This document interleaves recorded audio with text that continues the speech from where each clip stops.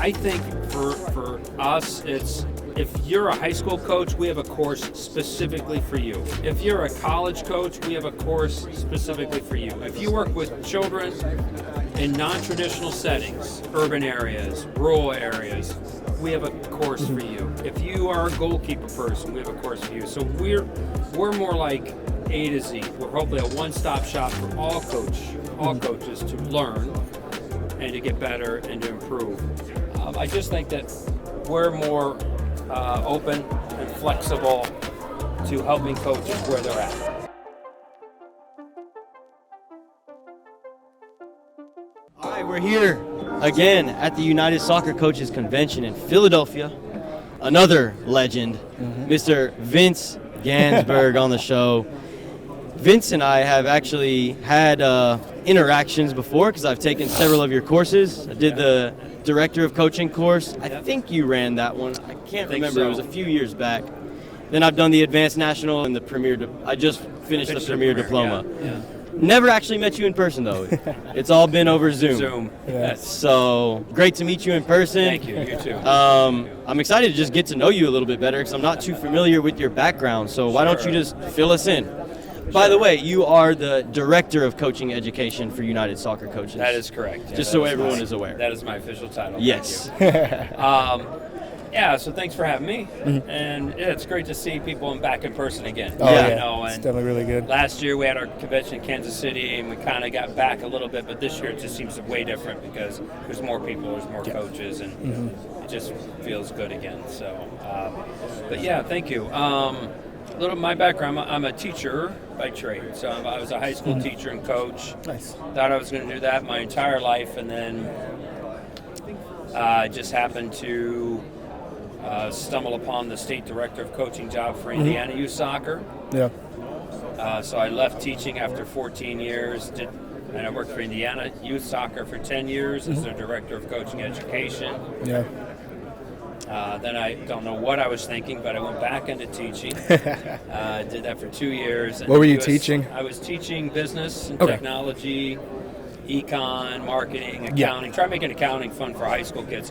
But I was doing that, and then US Soccer called me and said, would you design the F license for us online?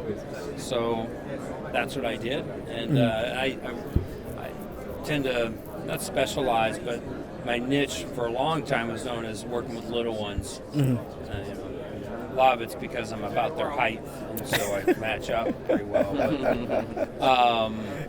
But, so US Soccer asked me to do the F license, do other things for them. So, it was an honor to work for them as a consultant. And the situation came up where I had to kind of think about moving on.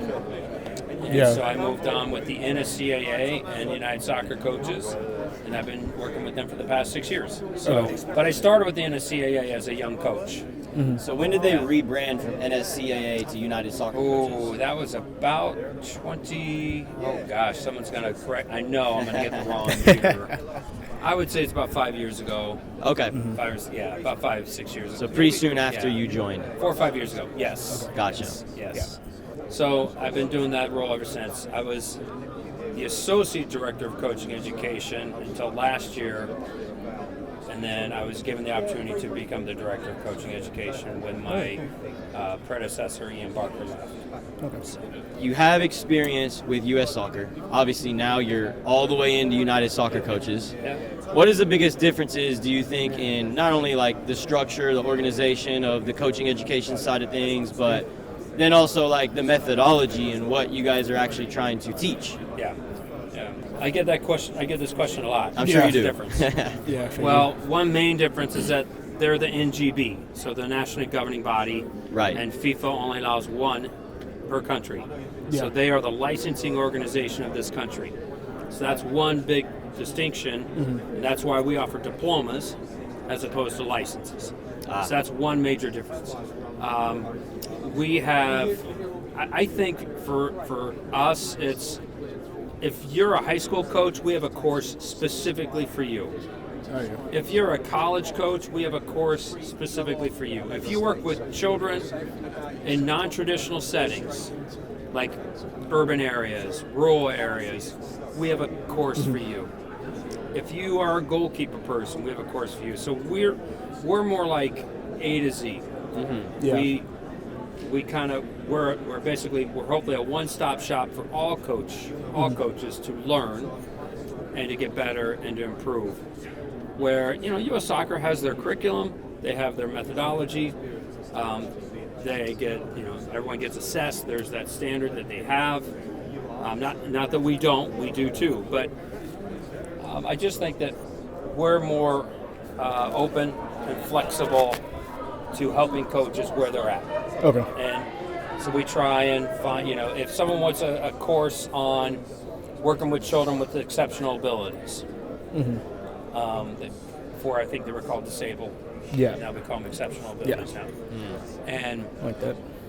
if we'll find somebody to teach that, if a club or an organization wants to have that type of course. Okay. Well, U.S. Soccer really doesn't have that, right? They have their grassroots licenses, and then they have their D and their C and their B and the A. I've noticed recently they have started to offer more specialized topics. Yeah, so they've rolled out their DOC license. Yeah, they've got a few specialty licenses, if you will, and they're actually rolling out goalkeeping. I do know nice. that as Well, that's well. good. So, but I think for me, it's just, we don't really have one. We have a methodology. We traditionally do a progressive method with our coaches, right? Simple to complex with a warm-up, end with a game, or clear to real, we like to say, where U.S. Soccer has their specific methodology. For example, there's OLI for their C, B, and D. I don't know. I'm not sure if it's in the D now or not, but there's C, B, and A. And then there's play, practice, play for the grassroots. Yeah. Right. We believe that there's more than just one methodology, though. I mean, for kids and players. So, but that's what I mean. I think we kind of try and meet coaches where they're at with our curriculum and our design for practices and activities. I've just always found that we try to, if you've got a special niche, then we'll find somebody to teach that. Yeah. And we'll make you better, make you a better coach and improve you. That's kind of what I've noticed from my experiences. It just seems that it's more open-ended and kind of leaves things up to coaches' interpretation. Yes. I tell you, it's interesting you say that because last night I presented a session and it was on pressing. And last week I'm teaching this advanced national, and this one coach talked about pressing and the 9 being, and he quoted it as the tip of the spear.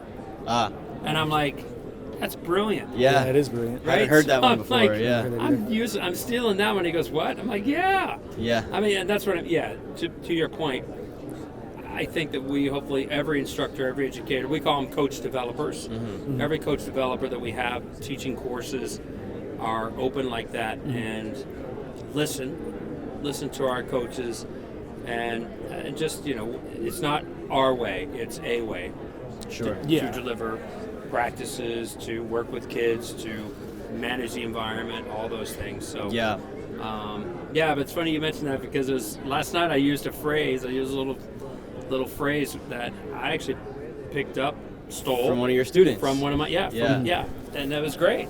Yeah, that's great. And that's what it's all about. You never stop learning and getting new information and ideas, and that's what shapes you as a coach. Like, that's what coaching is. It's a lifelong thing. So I think there's a lot of value in the U.S. soccer courses. Like, absolutely, of course, like you got to go through those levels as well if you want to be a high level coach.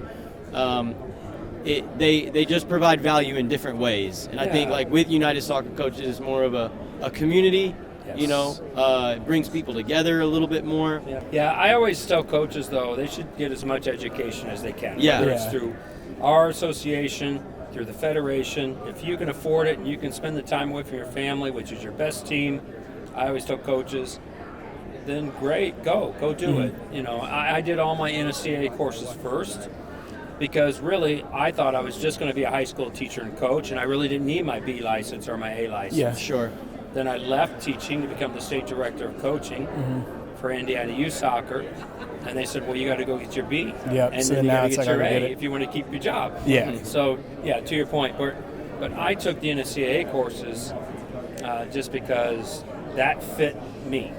Yeah. And budget-wise, it fit my budget. Right. And time-wise, it fit my time. But it's not for everybody either. Some people like more I don't want to say more the structured, The rigid. yeah, and some people, and that's fine. And U.S. Soccer's done a great job in, just reinventing their courses. For example, the play, practice, play, perfect for young kids. Yeah, and it hasn't true. been stagnant at all. No. No, because I even like kind of what you're talking about. Because obviously you've been wanting me to get more credits, obviously under my belt, and like it just seems like the classes that y'all are offering seem like a way better option for me as opposed to going and getting my D or my C or my B. I mean, I know I should get it because you still got to develop, but like if I don't have aspirations of kind of coaching at that high level, but I still want to get better at training kids, training groups, and things like that. That seems like more of a fit for me. Yeah, and I kind of like how you mentioned the same thing. Like you got all those because you were in high school and you didn't really need it, but then when it got there, you obviously had to buckle up and do it. But it seems like you're just covering all the bases with the courses that you guys had. It's funny you mention that because that's exactly what happened to me. Yeah. I was a college player. I became a teacher. I thought, I can do this. Right when the AD came to me. Because what happened was I was a young teacher, first-year teacher. I was going to be an assistant coach at the high school that I was teaching at, and the head coach just up and resigned 2 weeks before the season. So the athletic director, who was a football coach, not being stereotypical here, but he was a football coach, and he came to my classroom, knocked on my classroom, and he just said, "You're our new boys soccer coach." Oh, gosh. Okay. Right in the fire. The year before, they were 25-0. Yeah. That program. So I'm like, oh boy. So okay, I can do this, right? I played. I was pretty decent. I was okay. Yeah. Ooh, I had a long way to go. Yeah. And then what happened was, I coached across the street from Notre Dame, University of Notre Dame. There's a coach there by the name of Mike Berticelli. Oh, I've heard, So he was in the NSCAA. He was the director of coaching education while he was the men's soccer coach at Notre Dame. And long story short, he came to watch me coach because he was going to send his son to play for me. His son was in 8th grade. What's this Vince guy all about? Well, I was bad back then. And it was 0-0. We're playing an inferior team. We should have been over by halftime. Yeah. Because I wanted to get younger kids in, and it was awful. We played horrible, and he heard, and everybody heard the volume of my speech. Thankfully, not the words, but the volume. And we scored 6 goals second half. Well, after the game, he was there in his Notre Dame gear, and he came up to me and he said, "Can I have a copy of your halftime speech?" And I'm like, I was embarrassed. And he said, because if I can get my Notre Dame guys to score 6 goals and a half, I'm set for life. I'm good. Yeah. And he said, and then he put his arm around me, and I forget this moment. Have you ever taken a coaching course? And I said, no. Yeah. And so he convinced the high school parents to register me for the national diploma that summer. Yeah. So I took the national diploma at Ohio Wesleyan University. He was one of the instructors. Shellis Hyman was my instructor, who was one of the GOATs in our organization. That's 2 straight episodes where we get a Shellis Hyman shout out. Yeah. Oh, yeah. You're going to have to help us get him on. I'll try. He's in high demand. But I can't imagine, Yeah, he was my instructor, and it completely changed my life because I had all this knowledge, but I didn't know how to organize my thoughts into a meaningful practice. And that's what the national diploma taught me. Yeah. And then I did the advanced, which is more about functional training, positional play, and then I did the premier, which is about systems. But one of the best courses I ever took was the National Youth License, and now we have it. It's called the National Youth Diploma. Okay. And it was honestly it's a course that really changed a lot of how coaches work with youth. After its inception in the late 90s, it came out. Yeah. And it was really the first course to ever use kids. So one day it was all about U6s. The next day was all about U8s. Next day, U10s. Yeah. And you literally had to coach each age group. Jeez. And you had professional coaches taking the course, scared to death, coaching with 5-year-olds. Oh yeah, some of them. Just Yeah, absolutely scared to death. Yeah, it's different. But Oh, yeah. you got to be able to do that if you want to coach the top too. Oh, absolutely. You know. That's Yeah. that's how I started when I first started Yeah. coaching with you. Yeah. Just stuck me with the little ones. Once you can maintain them, Yeah. good from there. It's Pretty much easy. do anything. Yeah, exactly. Yeah, but I think that also helps me just shape my courses because, you know, if I'm struggling managing the energy of 5 and 6-year-olds for 30 to 45 minutes, imagine the mom and dad coach that's never coached before, doesn't really know the game. Yeah. So, as a coach educator, coach developer, how can I design courses and curriculums that help them Right. not only survive but thrive? Yeah. Yeah. Absolutely. For sure. So that's obviously one side of things, and that's important. You know, Yeah. we have to build more. You know, I don't want to say lower level coaches, but less experienced coaches Yes. up, right? Yeah. But then, when we look at the top end of things, I feel like we're still not hitting the mark, and I think that even shows like in you know what we saw in the World Cup, right? Yeah. I'm not calling anybody out specifically. We know who we're talking about. Oh, for sure we do. But like you got a team that's got just so much ability. And, Yeah. And they did okay. You know, they had some moments. I think we They did what had- we were supposed to They do. didn't put together a full 90 minutes, but like each game they had a good solid 45 minutes. But I feel like I just got the feeling they could have done better. Yeah. So what do you think? I guess my question is, what do you think we can do at the top to develop better high level coaches? Well, we just need to continue to do well. U.S. Soccer is rolling out CEUs for A, B, and C licenses because Okay. I think what happens is what did happen for a long time is once you got your A license, you stop learning. Right. I think coaches at the top levels, they need to continue to strive and to learn Yeah. and to keep learning and find new methods, find new training methods, learn about periodization, learn about all these things that top level players need. Yeah. And it's not necessarily the X's and O's either. Yeah. Most of it's the Man management. stuff. Yeah, like it's the mental player, side, it's yeah, the yeah. player side of it. You know, how do you treat your players? How do you create a culture? Yeah. How do you? And I think a lot of players get in. You know, I just call it operation mode. Right? They're like, okay, I'm just going. Yeah. And I like what U.S. Soccer is going to do. They're going to roll out CEUs and CPDs or CPDs. Yeah. So if you're an A licensed coach, you got to keep your license. You got to That makes sense go get though. some CPDs. Yeah. So Just to that will renew it. hopefully, yes, renew it, Yeah. and that will hopefully therefore elevate the level Yeah, of the for coach, sure. elevate the level of the players. I'm surprised that's Yeah. not already a thing. Yeah. It makes sense though. Yeah. Yeah. It used to be. Okay. It used to be, and then they got rid of it. Yeah. Some people, so they did CEUs, and they could audit a course, Yeah. which means they basically just went and sit on their rear ends for 8 days and did nothing. Yeah. But watched the course. Uh-huh. Well, U.S. Soccer tried to change that, but then they got away from the CEUs for a while. But now they're bringing them back, which I it's a good move because. Oh, for sure. And our courses will be a part of that CEU. We hope. Our courses will be part of the CEUs and CPDs. Oh, so you guys are actually gonna Work together. Oh, that'll be cool. Yeah. See, I didn't even realize that was a possibility, That's the and I plan. think that's only a good thing. Oh my goodness! Yeah, for sure. For everybody. Yeah, yeah. Yeah, It yeah. should be one centralized system with everything that we do. Yes. Yeah, I need to do Yeah. something different if it's not really working. So Yeah. Yes. yeah. Well, awesome. Well, Vince, look, I know that you are a man in demand. You got a meeting coming up here. That's all right. I'm also very was concerned a that welcome our break. laptop I is going to appreciate die. Well, no, it's good. I mean, we're looking Yeah. at the battery. I think we We're down to kept looking at 3. it. We're down to It's almost- 3%, so I we're don't close. want to lose this. Yeah, we're getting close. But I think that we, touched on some good stuff, and I'd love to keep going. But Yeah. we definitely should follow up sometime, maybe over Yeah. Zoom or Yeah, something. for sure. Zoom, or we can Yeah. sit in a restaurant, move some sugar packets around. And Yeah. Yeah, there you go. game. Yeah, Yeah, we can sounds definitely do great, that. man. All Hey, right. thanks a lot for everything Thank you do. you. Yeah. Thank you very much for having me. Yes, sir. Thank you, sir. All right.